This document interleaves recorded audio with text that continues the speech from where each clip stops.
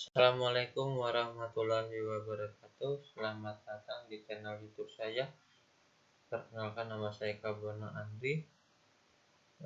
Kali ini saya akan memberikan analisa dan rekomendasi untuk strategi belajar dalam rangka persiapan ujian matematika SIMAK UI. Agenda presentasi kali ini, yang pertama pengantar dan asumsi analisa, yang kedua analisa dan rekomendasi untuk matematika dasar, yang ketiga analisa dan rekomendasi untuk matematika IPA, dan yang keempat appendix serta saran. Masuk ke bagian pertama, pengantarnya berupa keterangan dan asumsi, yaitu soal-soal diambil dari website resmi SIMAK UI. Kita tahu di website resmi ada soal dari tahun 2009 sampai tahun 2012. Namun data soal saya ini menggunakan soal dari tahun 2012 sampai 2019. Kebanyakan sampai 2009 belum sampai ke situ. Nah, data soal dari tahun tersebut ini kemudian dikelompokkan berdasarkan bab atau materi. Nah, kita tahu soal SIMAK UI seringkali satu soal terdiri dari lebih dari satu bab. Saya usahakan menjadi satu bab melihat berdasarkan kebutuhan materi mayoritas saat kita mengerjakan soal. Kadangkala ada satu soal atau beberapa soal yang terdiri dari lebih dari satu bab, sama-sama kuat nih materinya, ya sudah saya memasukkan ke dalam bab-bab tersebut, sehingga ada sebagian kecil soal yang dimasukkan ke dalam lebih dari satu bab. Data ini hanya sebagai informasi dari soal yang sudah pernah diujikan, bukan data prediksi. Analisa matematika dasar. Inilah tabel dari hasil pengumpulan data soalnya. Ini total soal dari bab-babnya, ini rincian per tahunnya. Sebagai contoh, eksponen mempunyai soal paling banyak berupa 34 soal. Di tahun 2019 ada 5 soal. Angka-angka soal di dalam tahun bukan berarti dalam satu paket soal, ya kan tidak mungkin dalam 2013 jumlah soalnya lebih dari 15 soal. Ini lebih kan, ini saya mengambil dari semua paket soal. Kan di beberapa tahun itu ada paket soal yang diupload. Website resmi mengupload lebih dari satu paket soal. Nah, ini merupakan variasi soal bab eksponen dan bab tahun lainnya di tahun yang diberikan.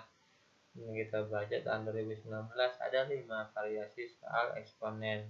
Apakah dalam satu paket ada 5? Wallahu a'lam. Kita bisa lihat lagi di paket soal aslinya. Ya, ini menandakan berarti makin banyak angka yang di sini menandakan makin besar variasinya.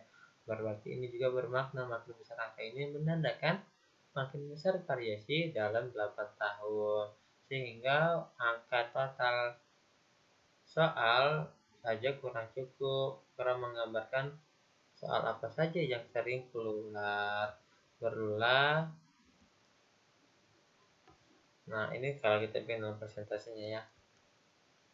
Data banyak variasi soal itu belum cukup menggambarkan banyaknya soal yang sering keluar. Harus disertai dengan kehadiran. Kehadiran ini menandakan apa? Menandakan tiap tahun, kalau 8 tiap tahun berarti keluar dari tahun 2012 sampai tahun 2019. Nah, kalau 7 berarti ada 1 tahun yang tidak keluar, yaitu tahun 2017. Ini 6, 2 tahun yang tidak keluar. Trigonometri cuma 3 yang nggak keluar tahun 2015 sampai 2019. Begitu, ya. Nah, dan di tabel ini dihasilkan satu rekomendasi bab yang wajib dikuasai: SPLPK dan SPK. Sistem persamaan linear, persamaan kuadrat, dan sistem persamaan kuadrat ini merupakan dasar dari aljabar yang wajib bisa dipahami dan wajib dikuasai.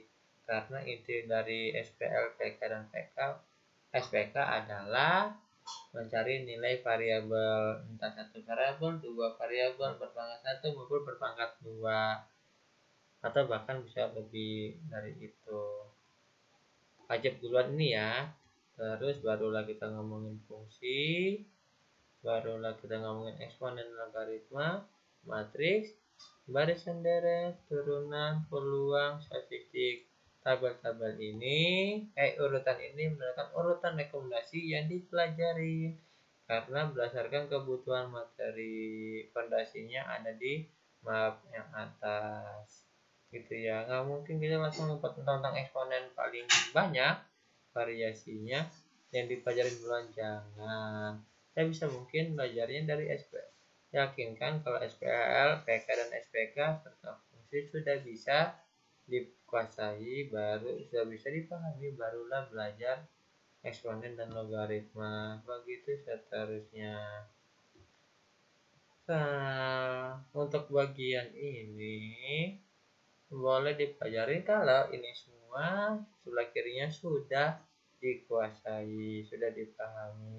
Integral sama trigono meskipun di IPS itu belajar, mata wajib belajar di sekolahnya integral trigono, namun untuk keperluan simak itu tidak perlu. Kenapa? Trigono integral jelas tidak masuk ke dalam satupun soal simak UI dalam 8 tahun terakhir. Trigono meskipun masuk 15 soal, ternyata sudah berhenti di tahun 2014.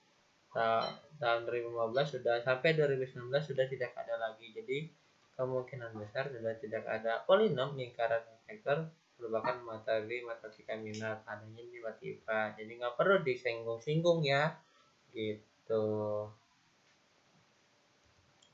Untuk analisa matematika IPA sama paling banyak itu trigono, dimensi 3, limit, polinom, dan seterusnya.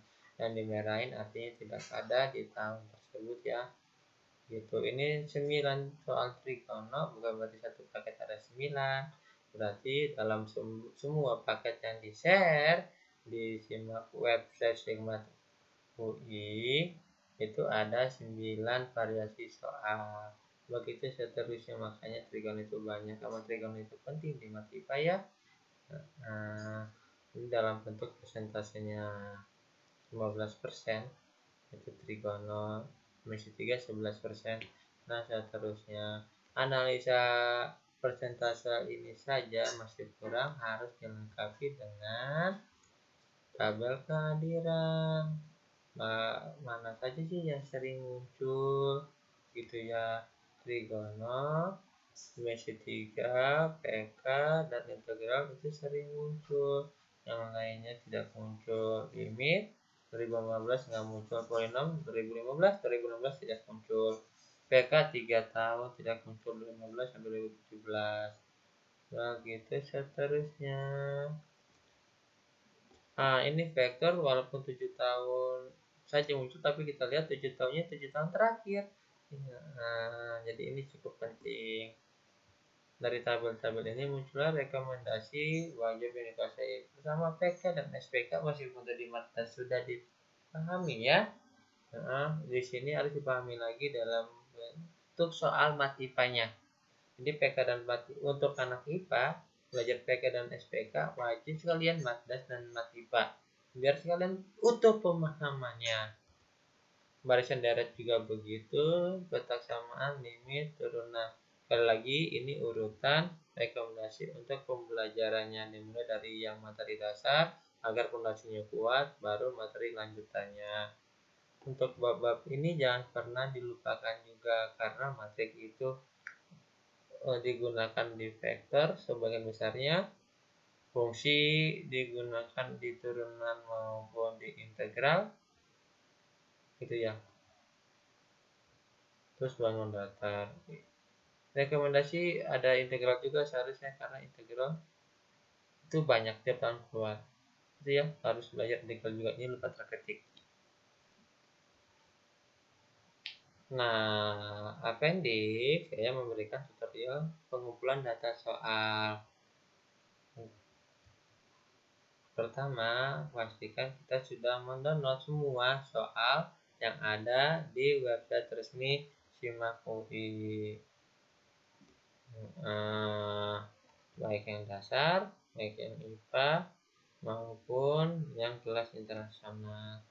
Terus sama saya ambil soal matematikanya saja saya satukan ke dalam file.